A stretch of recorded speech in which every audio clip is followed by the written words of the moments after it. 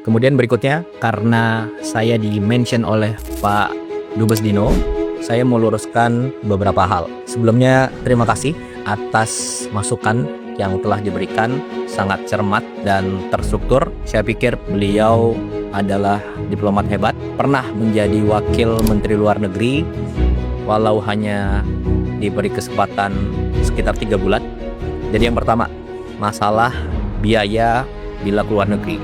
Ini sudah dijelaskan beberapa kali. Jadi segala kelebihan biaya yang telah dianggarkan oleh negara itu sepenuhnya ditanggung oleh pribadi Presiden Prabowo. Kemudian yang kedua, jumlah rombongan. Ini sangat penting. Jumlah rombongan Presiden Prabowo itu sudah berkurang besar-besaran, lebih dari separuh dari periode sebelumnya. Jadi kalau dulu itu sekali keluar negeri bisa lebih dari 120 orang. Zaman Pak Dino seperti itu.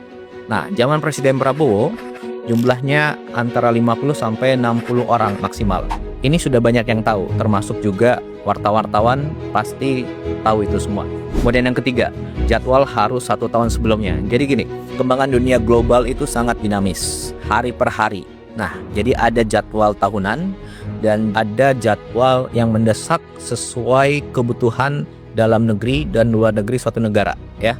Kemudian yang keempat, masalah protokoler dan frekuensi keluar negeri dalam 1,5 tahun terakhir. Jadi Presiden Prabowo itu adalah presiden baru yang mulai menjabat saat dunia sedang krisis. Sebelumnya ada konflik di Ukraina, ada di Venezuela, kemudian sekarang ada di Iran dan Timur Tengah, itu terlibat Saudi, Qatar, Bahrain, UAE dan lain sebagainya, ya.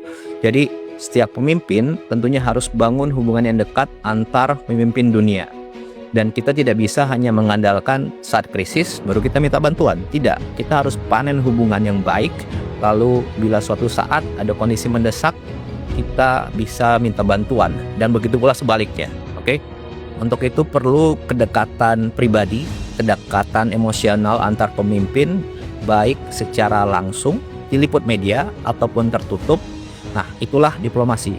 Jadi salah besar kalau dibilang hanya gagah-gagahan, seremonial. Jadi kita harus lihat apa yang sudah dicapai dalam 1,5 tahun terakhir ini. Yang pertama, Indonesia masuk BRICS. Manfaatnya apa? Ya sekarang ini, di tengah konflik krisis dunia, situasi negara terjamin. Stok BBM aman, harga BBM subsidi tidak naik, stok pangan aman. Kemudian yang kedua, tarif 0% di Uni Eropa. Ada 25 negara di situ. Dan ini perjanjian yang sudah diurus belasan tahun yang lalu. Tapi kapan tercapai? Ya zaman Presiden Prabowo, tepatnya tahun 2025 lalu. Kemudian yang ketiga, total investasi yang masuk dalam 1,5 tahun ini adalah sekitar 2.430 triliun. Itu data dari BKPM. Kemudian contoh konkret lagi nih. Bulan lalu Presiden Prabowo ke Jepang dan Korea, kembali langsung ada investasi sekitar 575 triliun. Kemudian yang keempat, sekarang kita punya alat pertahanan yang kuat sekarang, ya. Dan itu dari banyak sekali negara. Prancis, Amerika, Rusia, Cina, Inggris, Eropa, banyak negara. Kemudian yang kelima, program ibadah haji tahun 2025 lalu dan khususnya tahun ini itu lancar. Nyaris tidak ada kendala-kendala yang signifikan. Indonesia adalah negara satu-satunya yang punya perkampungan haji di Arab Saudi. Dan Saudi sendiri mengubah undang-undangnya agar suatu negara mempunyai lahan di situ untuk digunakan oleh jamaah haji. Kemudian yang keenam, Presiden Prabowo betul-betul berperan aktif di Palestina. Apa buktinya? 1, kita ada drop off logistik dari udara. Sudah beberapa kali. Tidak semua negara bisa. Kenapa? Itu harus ada diplomasi dengan negara-negara yang wilayah udaranya dilewati oleh pesawat. Kemudian yang kedua, kita kirim kapal rumah sakit ke Palestina. Kemudian yang ketiga, kita menyekolahkan anak-anak Palestina di universitas di Indonesia. Sekarang mungkin sudah sampai 100 orang yang sudah sekolah di sini dan lain sebagainya. Kemudian yang ketujuh, Baru minggu lalu ada WNI yang diamankan pihak Israel di Laut Bebas, dan lewat diplomasi dari Menteri Luar Negeri dan teman-teman Kemlu selang beberapa hari kembalikan ke Indonesia. Jadi ini lewat diplomasi yang baik diberitakan maupun yang tertutup gitu ya.